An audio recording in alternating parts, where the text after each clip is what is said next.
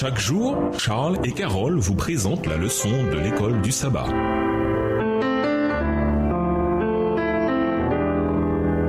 Bienvenue dans votre émission Dieu nous parle. Nous voilà de vendredi. Pour aller plus loin, nous vous invitons à lire dans le livre Jésus-Christ les chapitres Silence et 3 et L'effleurement de la foi, livre écrit par Ellen G. White. En tous ceux qui sont à l'école de Dieu doit se manifester une vie qui n'est pas en harmonie avec le monde, avec ses coutumes et ses pratiques, et chacun doit, par son expérience personnelle, arriver à savoir quelle est la volonté de Dieu. Chacun doit l'entendre parler à son propre cœur. Lorsque toutes les autres voix se seront tues et que nous attendrons calmement devant Dieu, le silence de notre âme nous permettra d'entendre plus distinctement la voix d'en haut. Arrêtez, dit-il, et reconnaissez que je suis Dieu. Psaume 46, verset 11. Là seulement est le vrai repos, où l'on se prépare réellement à travailler pour Dieu. Au milieu de la foule grouillante et malgré la tension qu'engendre une vie remplie d'activités, l'âme ainsi rafraîchie se trouvera entourée d'une atmosphère de lumière et de paix. Un parfum se dégagera, manifestant une puissance divine capable de toucher les cœurs. Texte tiré du livre Jésus-Christ au chapitre 38 à la page 321. Livre écrit par Ellen G. White. Ces mécontents se demandaient pourquoi, si Jésus était capable d'accomplir des œuvres aussi étonnantes que celles dont ils avaient été témoins, il ne procurait pas santé, force et richesse au peuple tout entier. Et pourquoi il ne les délivrait pas de leurs oppresseurs en les faisant accéder au pouvoir et aux honneurs. Il n'arrivait pas à comprendre pourquoi, alors qu'il se disait l'envoyé de Dieu, il refusait de devenir roi d'Israël. Pour eux, il s'agissait de mystères impénétrables. Ce refus fut mal interprété. Certains ont conclu qu'il n'osait pas revendiquer ces titres parce qu'il avait des doutes sur le caractère divin de sa mission. Leur cœur s'étant ouvert à l'incrédulité, la semence jetée par Satan porta son fruit de malentendu et de défection. Toujours extrait du livre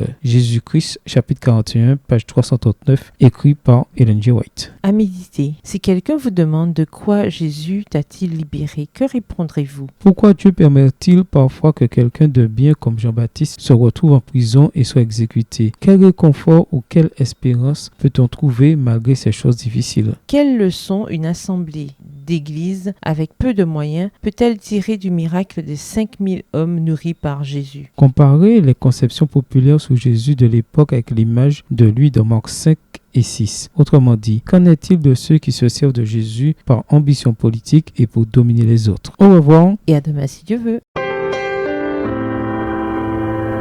Dieu nous parle. Chaque jour, Charles et Carole vous présentent la leçon de l'école du sabbat.